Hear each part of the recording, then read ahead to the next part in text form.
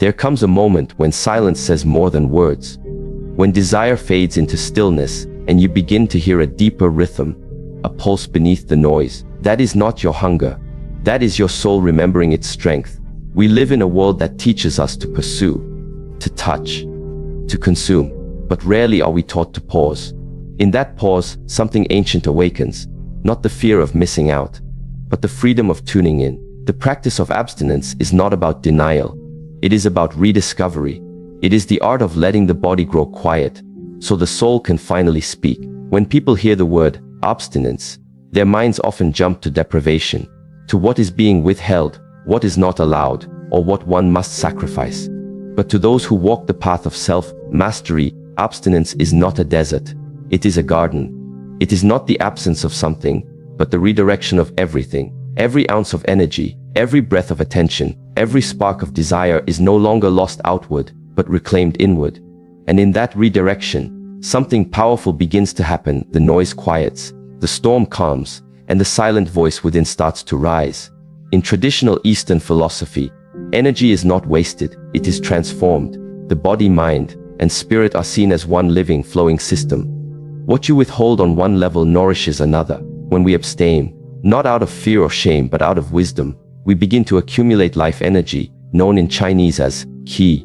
This energy, when not scattered through indulgence or emotional impulsivity, consolidates within. And where does it go? It begins to strengthen the internal structures of awareness, clarity, and presence. Abstinence becomes the furnace in which your focus is forged. Imagine a river that's always flooding its banks, moving wildly and without direction. This is how many live: constant stimulation, endless seeking, rushing into experiences without pause. But what happens when you build a channel for that river? Suddenly, it has force, it can move turbines, it can create power. So it is with desire. When you give it direction, it becomes willpower. When you restrain it wisely, it becomes presence. I once met a man in his late 50s who had spent most of his adult life chasing relationships. He shared that he had been married 3 times, and in between those marriages, he rarely allowed himself time to be alone. Always moving from one relationship to the next. Always seeking companionship, validation, connection. But he reached a point where all of it began to feel empty. One day, in a moment of exhaustion, he said to me, "I don't even know what I want anymore. I only know how to chase. I've never actually been still." He decided to do something radical. He chose a year of complete abstinence. No dating, no intimacy, no emotional entanglements, but more importantly, no seeking. At first, he said, the silence was unbearable. It was as if he had turned off all the music in a room where he'd been dancing blindly for decades. But in that silence, something began to shift. He began to reconnect with his breath. He started to feel his feet on the ground, and for the first time, he could hear his own thoughts. Not the thoughts driven by desire, but those born of truth. That year changed everything for him. Not because he gained something new, but because he discovered what was already there. His strength, his discernment, his boundaries. He told me later, "Now I can love from a place of fullness, not hunger." That has made all the difference. This is the essence of abstinence as energetic redirection. You are not starving your life. You are strengthening your soul. In neuroscience, we now understand that habits, including sexual or emotional habits, form deeply embedded patterns in the brain's reward system. When someone repeatedly acts on a desire, the brain becomes conditioned to associate pleasure with that external stimulation. But when one practices abstinence, particularly from compulsive or excessive stimulation, something powerful occurs. The brain begins to rewire itself. It is called neuroplasticity, the brain's ability to adapt and change. Abstinence allows space for the brain's reward pathways to reset. The dopamine system, the very mechanism that drives impulsivity and craving, gradually calms. The result, greater impulse control, more mental clarity, emotional resilience. What the ancient monks understood through meditation and self-restraint, neuroscience is now beginning to affirm. And why is this important in relationships? Because when your nervous system is calm, your presence deepens. And presence is the foundation of intimacy. Not touch, not words, not even chemistry, but presence. When you are calm within, your partner can feel safe beside you. When you do not seek them to complete you, They can meet you from a place of equality, not entanglement. In this light, abstinence is not rejection. It is refinement. It is choosing to refine your inner state before sharing it with another. And in doing so, you become magnetic, not in a superficial or seductive way, but in the way a mountain draws the clouds. Strong, still, and centered. There is a story from the Taoist tradition of a young disciple who was enamored with a village girl. He felt his desire for her consuming him.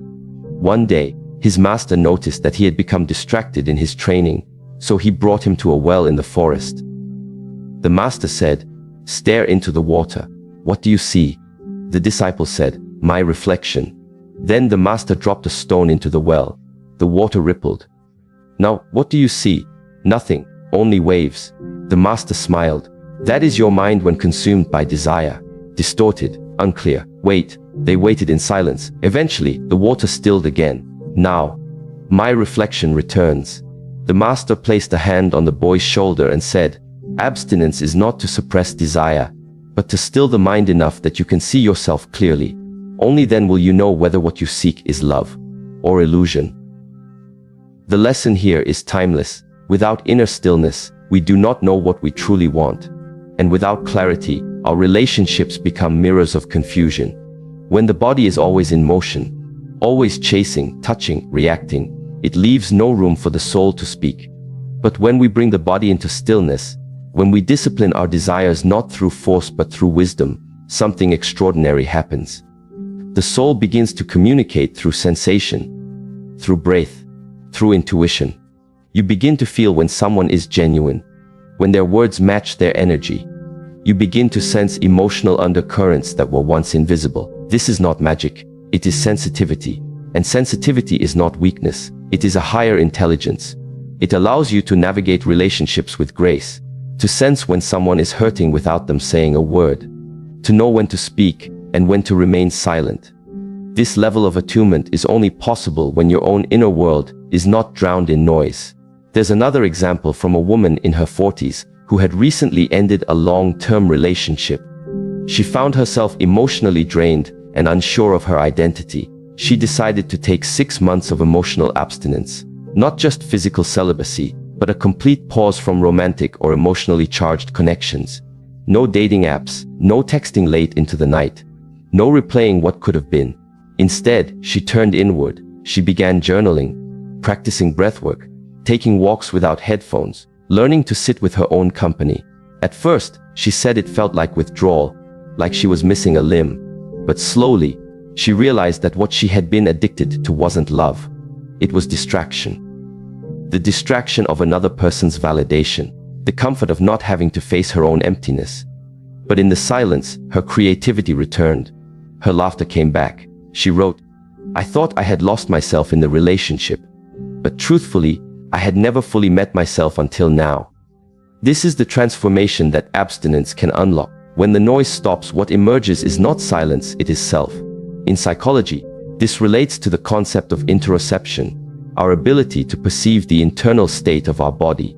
Individuals who practice mindful abstinence often report heightened interoceptive awareness. They become more attuned to their breath, their heartbeat, their energy shifts. And with this awareness comes emotional regulation. You begin to notice when anxiety arises before it overwhelms you. You recognize the tightness in your chest before the argument escalates. You respond rather than react. And in relationships, this creates an environment of safety and respect. Abstinence, then, becomes a form of emotional hygiene.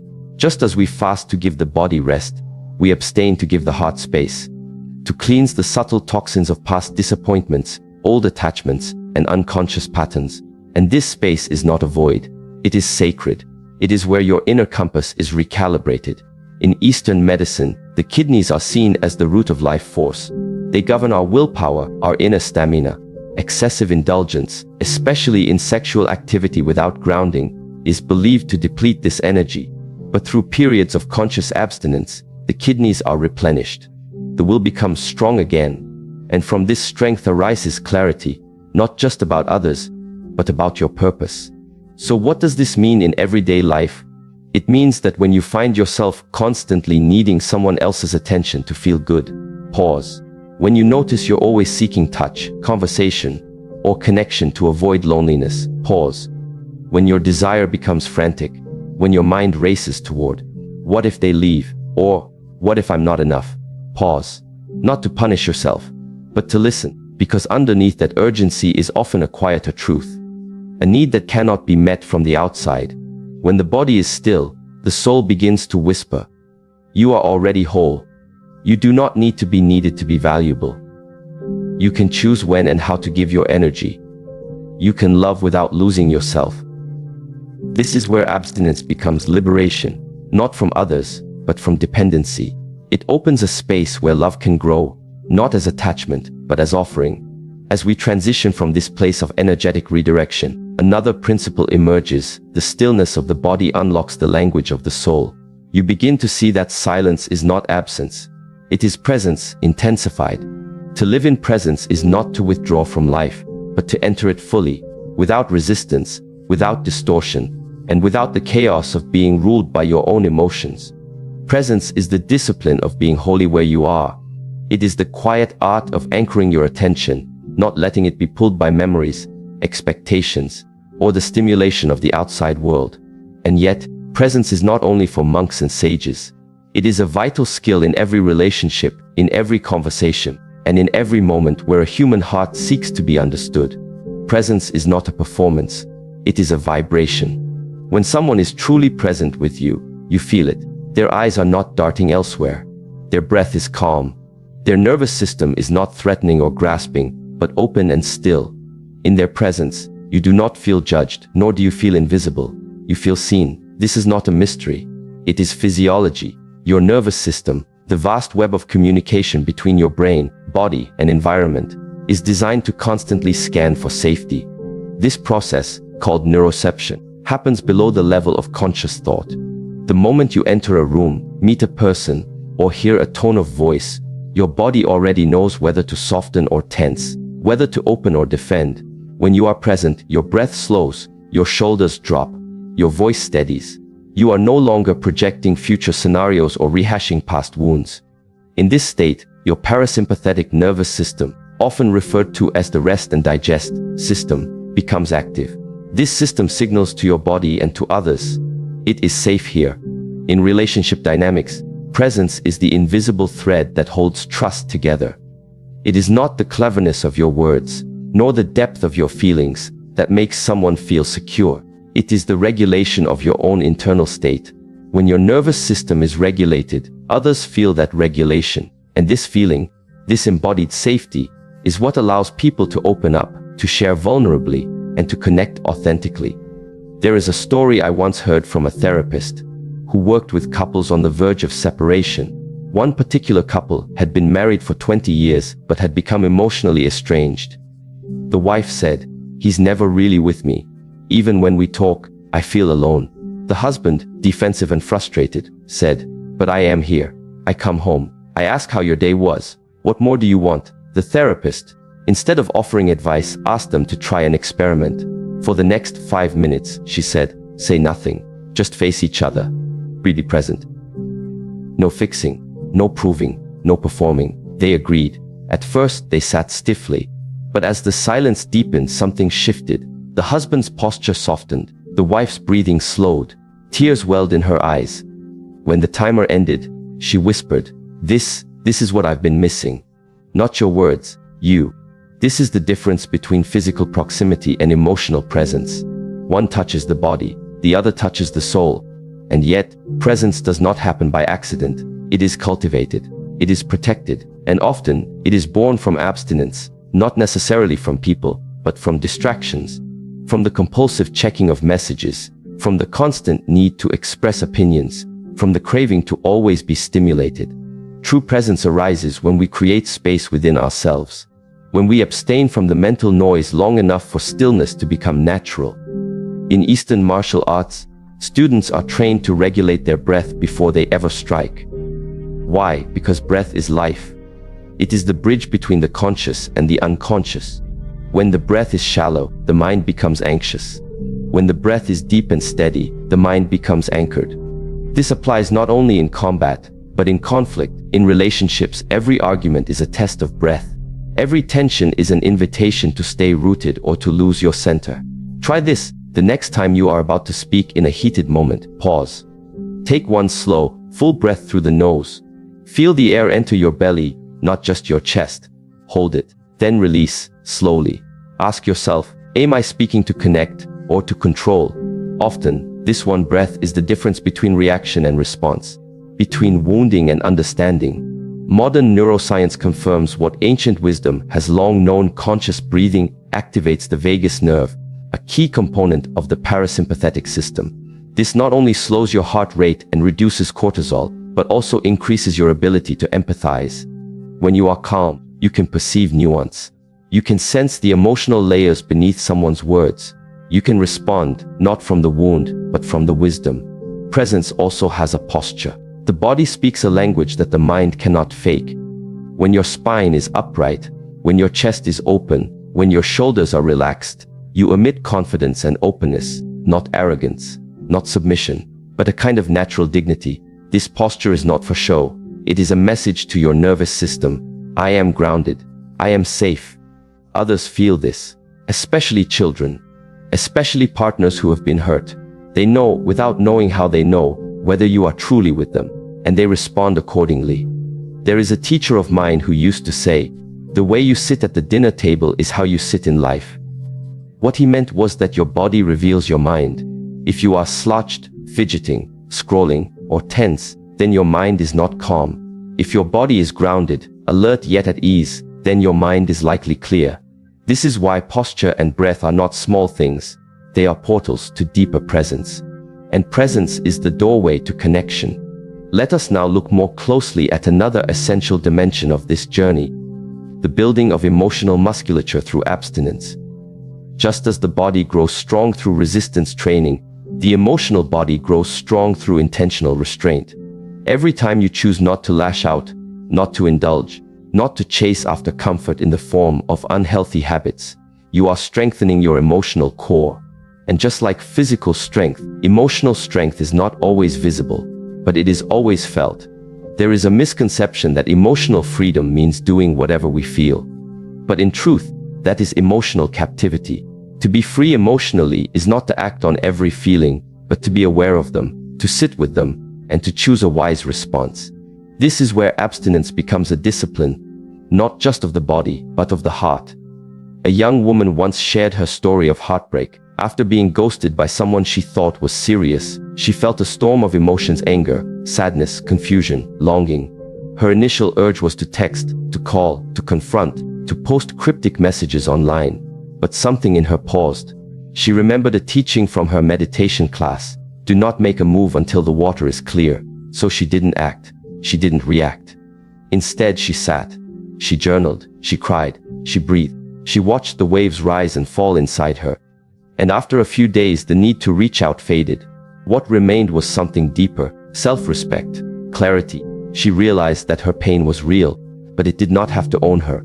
That choice, not to act on impulse, is what we call emotional musculature. It is strength of the highest order. In relationships, this strength is vital, because love, without discipline, becomes attachment, and attachment, when unchecked, becomes dependence. But when you have trained your emotional muscles through abstinence, through pausing, through choosing, you bring to your relationships not need, but offering, not hunger, but presence. And this offering is powerful. It says to the other, I want you, but I do not need you to fill my void. I choose you, not because I am incomplete, but because I am full and wish to share that fullness with you. This is the essence of sacred partnership. But let us not romanticize the process. Emotional abstinence, like physical training, is uncomfortable. It is the decision to sit with discomfort instead of distracting ourselves.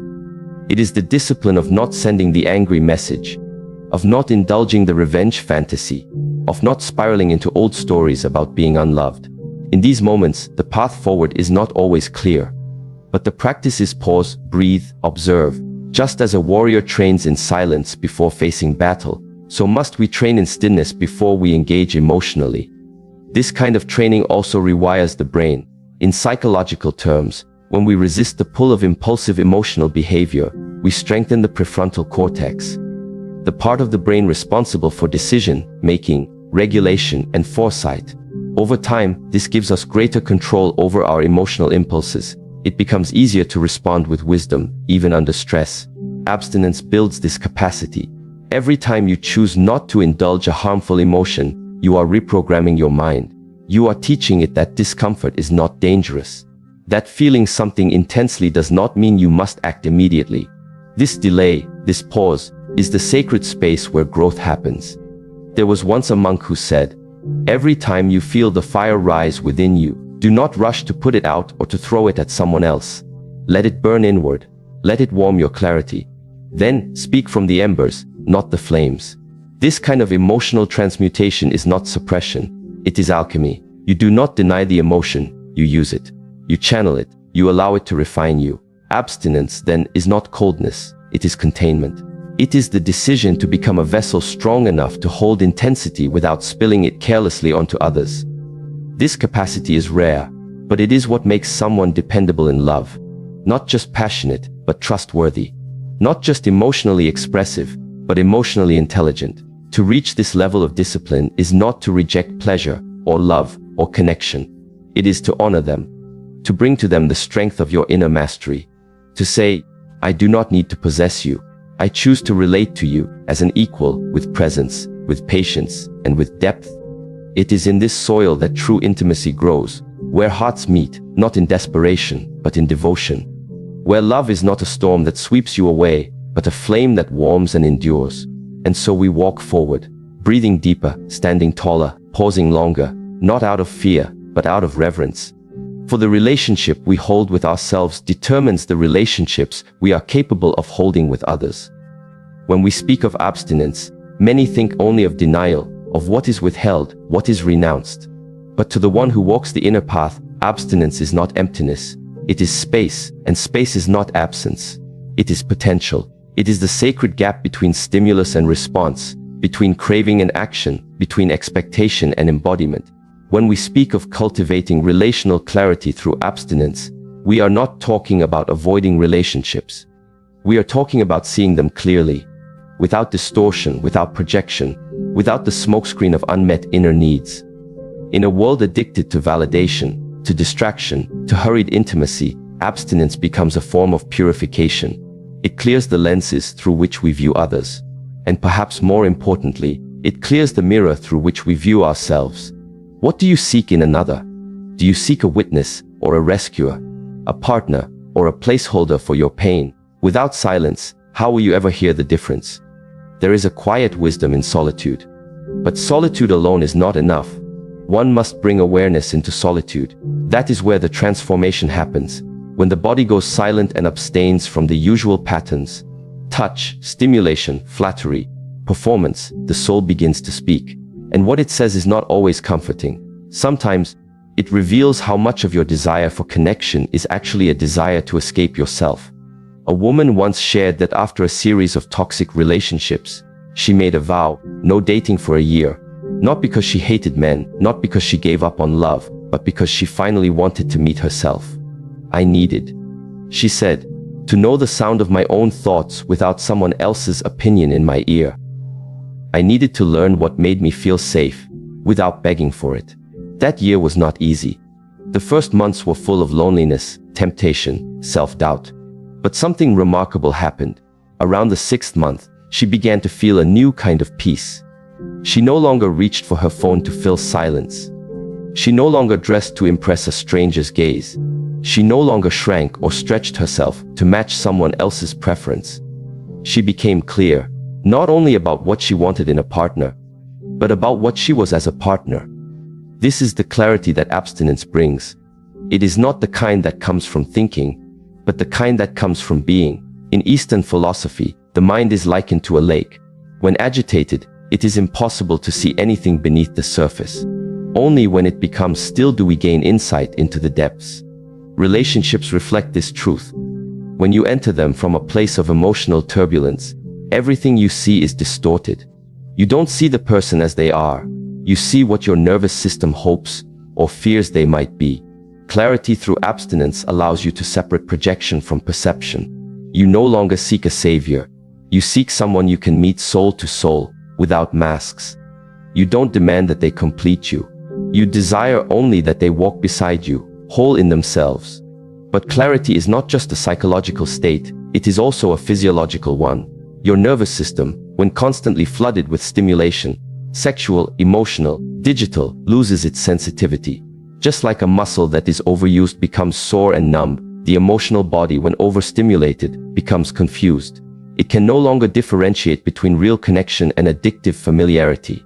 Abstinence resets this. It detoxifies your inner receptors. It gives you back the ability to sense, not just with the mind, but with the body. Have you ever noticed how, after fasting from sugar, even a piece of fruit tastes vibrant and sweet? The same is true for emotional fasting. When you abstain from the numbing habits of performative dating, hollow compliments, and shallow intimacy, even a genuine conversation becomes rich, a simple touch feels profound, a shared silence feels sacred. But we must be willing to endure the initial discomfort. For many, abstinence reveals how much of their emotional life has been built on avoiding themselves. In that silence, old fears return, of not being lovable, of being invisible, of being abandoned. These fears do not come to punish you. They come to be seen, to be healed. If you always run into someone's arms to escape them, you will never know which wounds are yours to tend. A man once shared how his pattern of jumping from one relationship to the next finally broke after a 6-month practice of celibacy and solitude. I realized, he said, that I'd never once asked myself what I value in a woman beyond attraction. I was so afraid of being alone that I confused chemistry with compatibility, lust with love, her presence with my worth. When he finally returned to the world of dating, he moved slowly. He asked deeper questions. He listened not just to words, but to energy. And most importantly, he listened to himself. Abstinence had given him more than control. It had given him discernment. And discernment is the beginning of wisdom in love. Without it, we are driven by impulse, fantasy, and fear. With it, we make choices that honor both self and other. Now consider this. The kind of partner you attract is often a reflection of the kind of energy you radiate. When your energy is chaotic, unclear, and needy, you attract those who thrive on that instability. But when your energy is calm, rooted, and self-sourced, you begin to attract people who are similarly aligned. Abstinence trains you to cultivate that energy. It teaches you to generate love from within, so that love from outside becomes a complement, not a crutch. In Chinese medicine, we often speak of Jing, the foundational life essence. This essence is diminished by excess, by indulgence, by scattering one's energy in too many directions.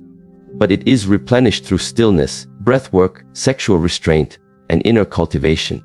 A person whose Jing is strong is magnetic. They do not chase attention, they attract it. Not through strategy, but through substance. In relationship, this translates to presence. People sense it. They may not understand why they feel so safe, so drawn to you, but they do. And often, it is because you are no longer leaking energy. You are whole.